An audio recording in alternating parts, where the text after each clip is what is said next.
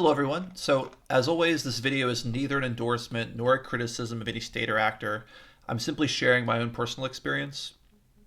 If you have seen some of my other videos, you may have noticed that I mentioned living in the country of Georgia for some time in between leaving the United States and finally returning to Russia. And so today I'm going to dive a little bit more into that part of my story. Back in early 2023, my wife's son and I were living with my parents in Dayton, Ohio. At this time, my wife was determined to return to Moscow, and although I did miss the city, I thought that the downsides outweighed the benefits, and I preferred that we give our time in Ohio at least one more year. Granted, things were not perfect, but to me they were tolerable. I had a remote corporate job, albeit a low paying entry level one. In fact, even as a college graduate with all of my work experience, I could not get a remote job that paid more than $30,000 a year. And remember that getting a remote job was really it was sort of all I considered as far as the U.S. because my plan was always once my wife had the ability to leave the United States and re-enter, that we would be able to move somewhere else or go back to Russia. I wanted the ability to earn an American salary no matter where we ended up moving to. And so getting a remote job was key to me, and unfortunately the only remote jobs I could get all paid quite low. And $30,000 annually may sound like a large amount of money if you are watching me from Central Asia, South America, or Eastern Europe. But remember, American taxes take a cut out of this, which you cannot avoid by moving because it's still an American employer. And also, something people tend not to mention when glamorizing the digital nomad lifestyle is that you are almost certainly going to pay much higher prices in your new country than a local would. Even in South America, quite small apartments available for rent to expats on Airbnb or other services, these prices are much higher than what a local would pay for that same style of apartment just through their own connections. And so at this time, I have my remote job. We're living in Ohio, and we are considering different countries that we could go to. And I did talk to a local realtor, one of these businesses in Southwest Ohio, and they told me that they had a 100 square meter or 1,000 square foot two-story townhouse for rent for under $900 a month. Yet on Airbnb, basically every small one-bedroom apartment in a city like Buenos Aires or Tbilisi, Georgia, was the same price, if not even higher in those places. So the value you get abroad as an expat for property is terrible. And becoming a digital nomad to extend your purchasing power may work in some circumstances, but it requires a huge startup cost to get established and make connections. And so I knew this, and we sort of compromised by agreeing to live in a third country for at least some time and try to do this, and then maybe accept that we're going to pay more money at first, and then gradually, as we get settled, have a lower cost of living than we would in the United States. And we were considering which countries would make the best option for this. There are obviously several factors to take into consideration, such as proximity to our home countries, time zone differences, safety levels, etc. And I thought Argentina could be a reasonably good choice because they do have reasonably flexible visa options for both American and Russian passport holders. And they're essentially in the same time zone as the United States. The problem with Argentina was that, again, rental prices for foreigners are not cheap. Even in the nicer parts of Buenos Aires, there are reports of petty theft and also robberies. And apparently their crime problems are becoming worse from what I've heard. And there are also anecdotal reports of there being Soviet-style waiting lines for basic commodities. Now, I don't know how they're doing now, but for those reasons at that time, Argentina was looking less appealing. And Georgia, specifically Tbilisi, seemed to be another good choice because Georgia had been a well-kept secret in the digital nomad community for many years. It was kind of it was a sort of undiscovered treasure back before everybody was a digital nomad because they still have the single most generous visa regime of any country in the world where almost anybody from anywhere can go there without a visa, and citizens of a huge list of countries can stay de facto indefinitely with no additional paperwork. So to give you some perspective, if you are an American and you want to go live in Western Europe, or specifically the Schengen zone, you cannot stay for more than 90 days without any additional paperwork. And after 90 days maximum, you have to leave, and then you cannot come back until 90 more days have passed. So this is clearly not practical for long-term stays. It's not like what you see in movies where a person just says, "I'm moving to Paris," and then they're on the plane the next day, and there are no discussions about what you'll do when the 3 months are over. But in Georgia, both Americans and Russians can stay for an entire year with no additional paperwork. And even after the 1 year is up, you just need to step outside the country once and re enter, even in the same day if you want to. And so, because of this rule, Tbilisi had become a huge expat hub, not just for Americans, but also some Arab citizens and increasingly Russians. And Tbilisi was known for being safe and pre COVID had an extremely low cost of living. So, I was really just mostly concerned about the time zone difference. Now, I had seen countless digital nomad videos, and I'm stunned at how little the time zone conversation comes up. The fact is, if you are an employee, right, you're not an independent content creator or have some sort of remote day trading job. The fact is, if you're an employee with a boss in the United States, there are very few jobs you can do where you do not need to be online at the same time as your colleagues or your boss. Even my position, in which I worked in basically total isolation, I still didn't have complete time flexibility, or at least not to the point where I could be sleeping while everybody else was working. Tbilisi was either 8 or 9 hours ahead of East Coast American time, depending on if daylight savings time was in effect or not. So even before going to Georgia, this made me concerned because I knew we were going to get killed on housing costs, and I just didn't know how it was going to work with having a baby and then working late at night, and a lot of it made me. I just began to doubt sort of the practicality of it. And as I mentioned, because Tbilisi it was this kind of undiscovered gem, it began to slowly grow in popularity, and now everybody kind of moved there. And I'd heard all this in advance, and so I was not sure how it was going to work out. And I was also nervous about the large number of anti-Russian protests happening in the country. I followed the Russian language version of Deutsche Welle, and so this is intended for a Russian-speaking audience. And Georgia was a very, very common topic because so many Russians had moved there. And the government that had recently taken power in Georgia was seen as being much softer on Russia than other states. And this was evidenced by the fact that Georgia had never imposed sanctions on Russia, and the two countries had actually reinstituted direct flights between the countries, which had been discontinued since 2008. Now, these factors, in tandem with the large number of recent arrivals from Russia, had clearly angered the local population, particularly the under 40, under 30 crowd.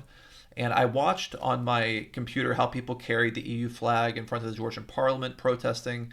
And while it was quite interesting as a news phenomenon, I just couldn't get excited about going and wandering around with a Russian speaking lady and a young child who was clearly not Georgian. But we did decide to go ahead and try Tbilisi.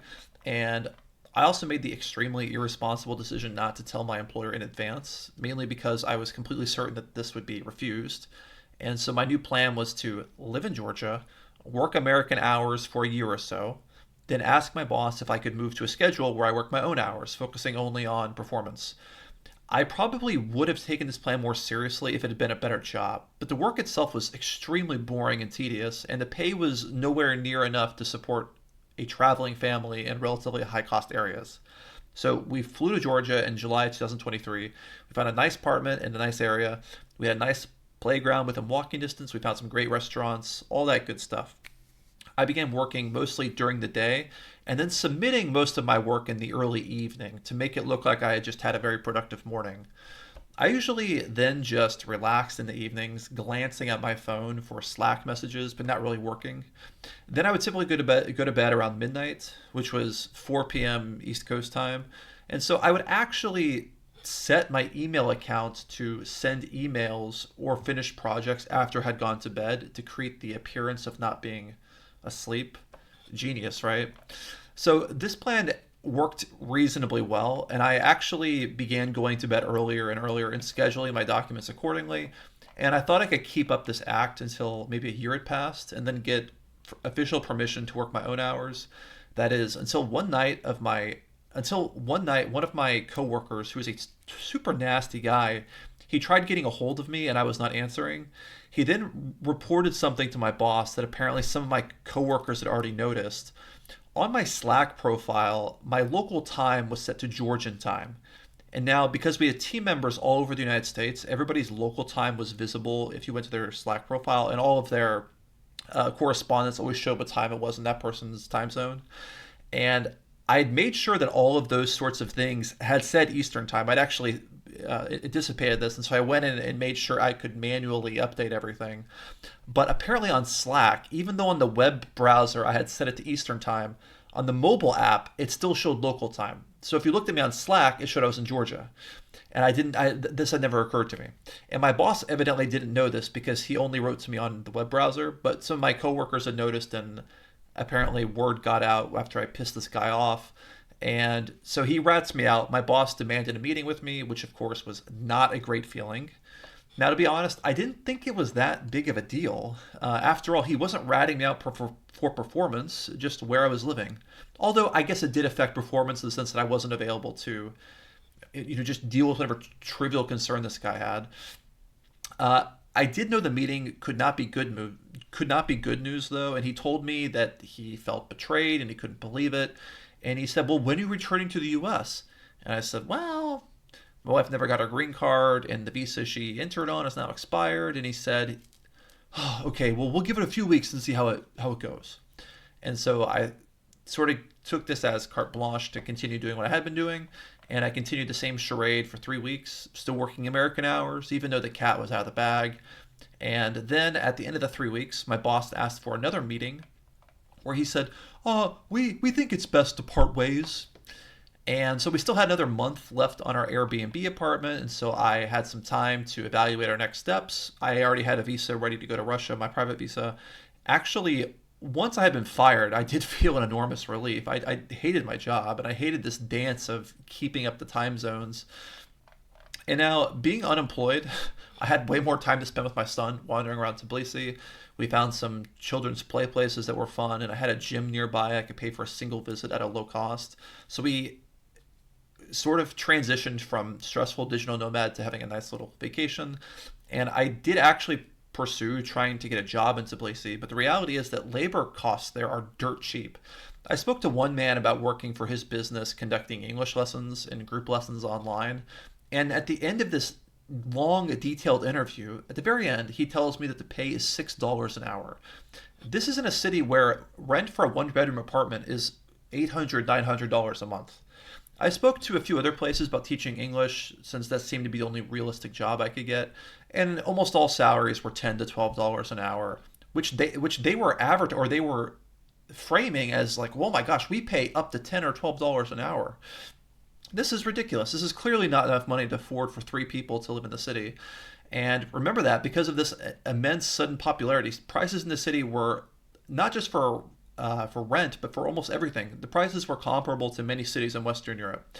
And there were a few other things I didn't like about Tbilisi, such as the quality of medical care. It was totally inadequate. And prior to Georgia, I believed that places like Bulgaria had the most smoking I had ever seen. But the smoking at Tbilisi was unlike anything I had ever seen. Smoking is a ubiquitous part of life there. It is impossible to walk down the street without having smoke just right in your face. Many buildings and facilities were in poor condition. Now, I mentioned that the gym I went to earlier had a cheap day pass for a few bucks, but a monthly pass was $50, and it was in such poor condition that the lockers were closed using a passcode system. They didn't have a loop that you put a lock through. But the passcode feature was broken on every single locker. And so just imagine like a square box with a door that shuts on the box, and you need to enter in a PIN code to open it. Except that the PIN code is broken, and so there's just this door that flaps open and shut that you can't lock.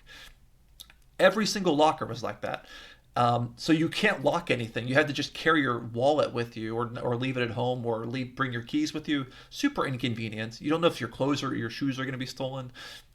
And also, they had these weird problems like the toilets didn't have seats. They had, it wasn't the hole in the ground, it was a regular toilet, but there was no seat on it. Many of the machines were broken. There was no drinking water, and this was a $50 a month gym.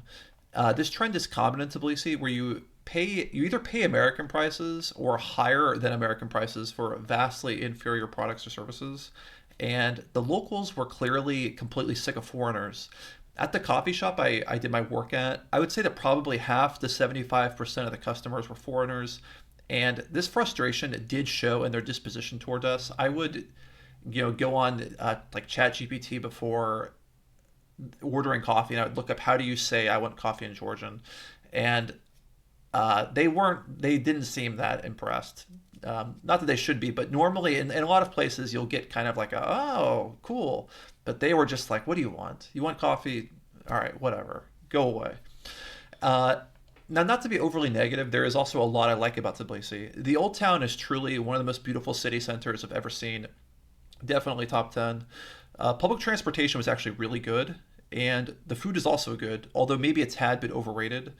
To me, the best thing about Tbilisi, though, is that it does have a very, very laid back atmosphere, and there's kind of a nobody cares attitude toward everything, which results in an environment with a poor economy but pretty low stress.